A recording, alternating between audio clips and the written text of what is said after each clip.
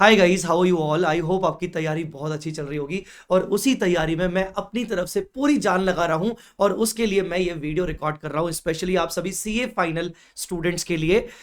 ये particular video में हम बात करने वाले हैं इंपॉर्टेंट आइटम्स ऑफ ओसीआई। बहुत सारे इंडेस हैं, कई सारे इंडेस में ओसीआई के छोटे बड़े एडजस्टमेंट्स हैं। अगर मान लो 5 से 10 मिनट के अंदर वो सारे छोटे बड़े एडजस्टमेंट्स ओसीआई वाले हम एक जगह पर इकट्ठे करके पढ़ के जाएं तो क्या पता शायद एग्जाम में वो हमें काम आ जाए। तो इस वीडियो में मैं अपने ये चार्ट बुक से आपको सारे के सारे ओसीआई के आइटम्स को रिवाइज करवाने वाला हूं। चार्ट बुक का पीडीएफ मैंने कंप्लीटली फ्री कर दिया है, आपको डिस्क्रिप्शन में डाउनलोड करके मिल जाएगा और ये पूरा का पूरा वीडियो देख के जाइएगा। हार्डली 10 मिनट में आप कंप्लीट कर सकते हो और सारे ओसीआई के adjustments, other equity related adjustments, retained earning related adjustments आपके कंप्लीट हो जाएंगे। और अगर पसंद आए तो लाइक जरूर करना, अपने दोस्तों के साथ शेयर करना। आइए सबसे पहले हम बात करते हैं आइटम्स ऑफ ओसीआई में। पहला इंडेस आता है इंडेस 19 एम्प्लॉय बेनिफिट्स। यहां पर बोला गया है कि जो भी आपका एक्चुअल गेन और लॉस होता है वो एक्चुअल गेन और लॉस जब आप डिफाइंड बेनिफिट ऑब्लिगेशन का रीमेजरमेंट करते हो या फिर प्लान असेट्स को फेयर वैल्यू पे मेजर करते हो तो वहां पर आपको जो एक्चुअल गेन और लॉस आता है आप उसको ओसीआई में बुक करते हो और वो वाला जो ओसीआई में आप गेन और लॉस बुक करते हो उसको आप कभी भी पी&एल में रिक्लासिफाई नहीं कर सकते। ठीक है, उसके बाद बढ़ेंगे इंडेस 16 और 38 पीपीई और इंटेंजिबल असेट्स। यहां पर बोला गया है कि जो भी आप रिवैल्यूएशन गेन बुक करते हो अपवर्ड रिवैल्यूएशन के केस में, चाहे वो पीपी हो चाहे इंटेंजिबल असेट हो, आप उस रिवैल्यूएशन गेन को बुक करते हो ओसीआई के थ्रू और ये जो आपका ओसीआई जाएगा ये रिवैल्यूएशन रिजर्व में जाता है और आप इसको भी कभी भी पी&एल में रिक्लासिफाई नहीं कर सकते हो।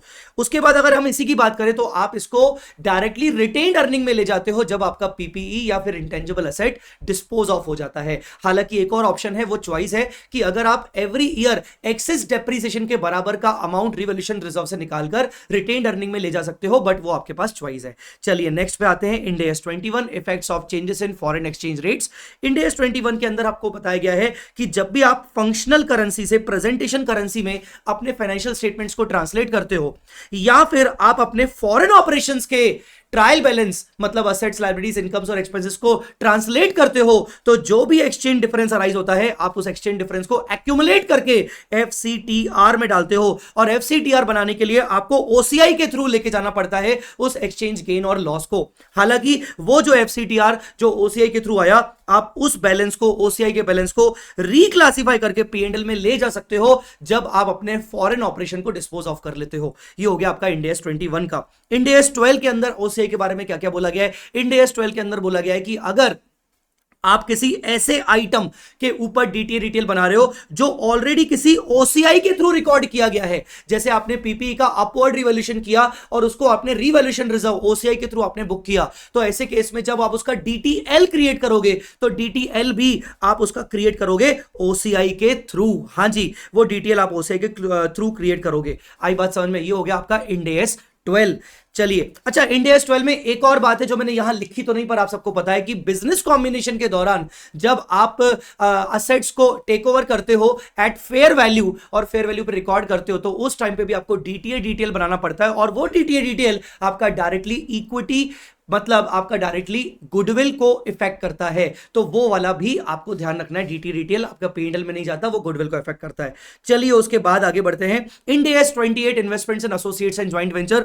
जब आप इक्विटी मेथड फॉलो करते हो, जब आप इक्विटी मेथड फॉलो करते हो तो इन्वेस्टर को कहा गया है कि आपको इन्वेस्टी मतलब एसोसिएट कंपनी या जेवी कंपनी के पोस्ट एक्विजिशन प्रॉफिट का जो भी शेयर होता है वो रिकॉर्ड करना होता है और उसके पोस्ट एक्विजिशन प्रॉफिट दो टाइप के होते हैं, एक तो पी&एल वाला और एक ओसीआई वाला। जब इन्वेस्टर ओसीआई का पोस्ट एक्विजिशन शेयर रिकॉर्ड करता है और अपने इन्वेस्टमेंट की वैल्यू बढ़ाता है तो उसका दूसरा इफेक्ट अपने ओसीआई में ही ले जाता है। तो share in OCI of investee company will be recognised to the OCI of parent company या फिर इन्वेस्टर कंपनी। तो ये एक इंपॉर्टेंट पॉइंट है इंडेस 28 का। इंडेस 36 इंपेयरमेंट ऑफ असेट्स के अंदर क्या पढ़ा जाता है? इफ एनी पीपी और intangible asset which was earlier revalued upward is tested for impairment then impairment loss if any shall be first recognised to OCI. अगर आपने किसी पर्टिकुलर पीपी या इंटेंजिबल असेट को इंपेयरमेंट किया है और वो इंटेंजिबल असेट या पीपी पहले रीवैल्यूएशन अपवर्ड हुआ था तो यहां पर जो उसका इंपेयरमेंट लॉस आएगा उस इंपेयरमेंट लॉस को आप रीवैल्यूएशन रिजर्व मतलब ओसीआई के थ्रू आप उसको बुक करोगे। उस इंपेयरमेंट लॉस को आप ओसीआई के थ्रू रीवैल्यूएशन रिजर्व के थ्रू सेट ऑफ करते हो। फिर हम इंड एस 103 में पढ़ते हैं बिजनेस कॉम्बिनेशन में कि अगर आप गेन फ्रॉम बार्गेन परचेज निकालते हो तो गेन फ्रॉम बार्गेन परचेज को आपको कैपिटल रिजर्व में लेके जाना होता है थ्रू ओसीआई। आप उसको कैपिटल रिजर्व में तो लेके जाते हो पर आपको ओसीआई के थ्रू लेके जाना होता है। फिर हमने पढ़ा था end S 109 financial instruments, end S 109 बोल दो या इंड एस 32 बोल दो। फाइनेंशियल इंस्ट्रूमेंट्स के अंदर आपको सबसे पहले तो ये पढ़ाया जाता है कि आपके जितने फाइनेंशियल एसेट्स होते हैं अगर उसमें दो कंडीशन फुलफिल हो जाए, पहला hold to collect contractual cash flows and SPPI contractual cash flows. अगर आपके फाइनेंशियल एसेट्स की दो कंडीशन फुलफिल हो जाए, एक तो hold to collect and sell, मतलब अगर आपका इंटेंशन है कि फाइनेंशियल एसेट आप बेच भी सकते हो और अगर आपको फाइनेंशियल एसेट से SPPI solely the payments of principal और इंटरेस्ट हो रहा है तो आप अपने फाइनेंशियल एसेट्स को एफपीटी ओसीआई में कैटेगराइज करते हो। मतलब अगर बेचने का इंटेंशन है आगे चल के और उससे आपको प्रिंसिपल और इंटरेस्ट आपको एसपीपीआई होने वाला है तो आप उसको ओसीआई में रिकॉग्नाइज करते हो, एफपीटी ओसीआई में कैटेगराइज करते हो। ऐसी फाइनेंशियल एसेट जो आपकी एफपीटी ओसीआई में कैटेगराइज होती है, आप जब भी उनका रीमेजरमेंट गेन और लॉस निकालते हो उस केस में आप उनको हमेशा ओसीआई में ले जाते हो। हालांकि आपके पास चॉइस आगे चल के आपको ये बोला जाता है कि जब वो फाइनेंशियल एसेट जो एफपीटी ओसीआई में बुक की गई थी अगर वो आगे चल के बिक जाएगी, सेल हो जाएगी, डिस्पोज ऑफ हो जाएगी तो आप इंटायर ओसीआई को डी रिकॉग्नाइज करके पूरा का पूरा रिक्लासिफाई करके पीएनएल में ले आ सकते हो एक्यूमुलेटेड गेन और लॉस। इसमें एक और एक्सेप्शन आपको बताया जाता है कि अगर आप अपने equity instruments which are not held for trading, equity instruments which are not held for trading को अगर आप जानबूझ के डेलिबरेटली एफपीटी ओसीआई में कैटेगराइज करते हो, डेजिग्नेट करते हो तो आपको अलाउड तो है पर उसका गेन और लॉस, उसका रीमेजरमेंट गेन और लॉस जब आप ओसीआई में तो डाल दोगे पर डिस्पोजल के टाइम पर आपको अलाउड नहीं है कि वो जो एक्यूमुलेटेड ओसीआई में ओसीआई आपका जो गेन और लॉस आपने डाला था उसको आप रिक्लासिफाई करके पीएनएल में ले जाओ, ऐसा आपको अलाउड नहीं है in case of equity instruments of another entity. फिर तीसरा हमने पढ़ा था equity component of compound financial instrument. जब आप अपने कंपाउंड फाइनेंशियल इंस्ट्रूमेंट के दो हिस्से करते हो तो एक होता है फाइनेंशियल लायबिलिटी और दूसरा होता है इक्विटी। तो एक portion of compound financial instrument आपका इक्विटी में डायरेक्टली जाता है। ये ओसीआई तो नहीं है पर ये कहीं ना कहीं पीएनएल वाला इफेक्ट भी नहीं है।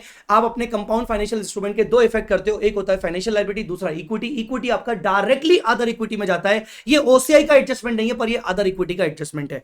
फिर हम बात करेंगे cash flow hedge reserve. Cash flow hedge reserve में बताया जाता है कि जो भी आप अपने हेज्ड आइटम और हेजिंग इंस्ट्रूमेंट का रीमेजरमेंट करते हो, हेज्ड आइटम मतलब foreign debtors, foreign creditors, foreign loan, और हेजिंग इंस्ट्रूमेंट मतलब डेरिवेटिव कॉन्ट्रैक्ट, आप इन दोनों का जब सब्सिक्वेंट मेजरमेंट करते हो तो जो भी फेयर वैल्यू गेन और लॉस आता है आप उसको टेम्पररी ओसीआई में बुक करते हो through cash flow hedge reserve. आपको एक कैश फ्लो हेज रिजर्व करके एक सेपरेट हेड बनाना पड़ता है सोकी के अंदर और उसको आप ओसीआई के थ्रू लेके जाते हो और आगे चल के आप उस कैश फ्लो हेज रिजर्व को अमोटाइज करते हो to the profit and loss over the contract period. जितना भी आपका एक्चुअल लॉस है आप उतने बराबर के एक्चुअल लॉस को अमोटाइज करते हो कैश फ्लो हेज रिजर्व से पीएनएल में। फिर आपको बताया गया है hedge of net investment in foreign operation. अगर आपका hedge of net investment in foreign operation है तो जितना भी आपका फेयर वैल्यू गेन और लॉस है on the effective hedge portion आप उसको डायरेक्टली ओसीआई में रिकॉग्नाइज करते हो और ये ओसीआई आपका फॉरेन करेंसी ट्रांसलेशन रिजर्व के थ्रू पढ़ा रहता है। हालांकि आगे चल के ये भी आपका रिक्लासिफाई हो जाता है पीएनएल में जब आप अपने फॉरेन ऑपरेशन को डिस्पोज ऑफ कर देते हो। तो ये थे आपके इंपॉर्टेंट ओसीआई के एडजस्टमेंट्स। इसके अलावा दो इंपॉर्टेंट और एडजस्टमेंट्स हैं। इंड एस 8 में आपको प्रायर पीरियड आइटम्स मतलब एरर्स के बारे में बताया गया है और अकाउंटिंग पॉलिसीज के बारे में बताया गया है।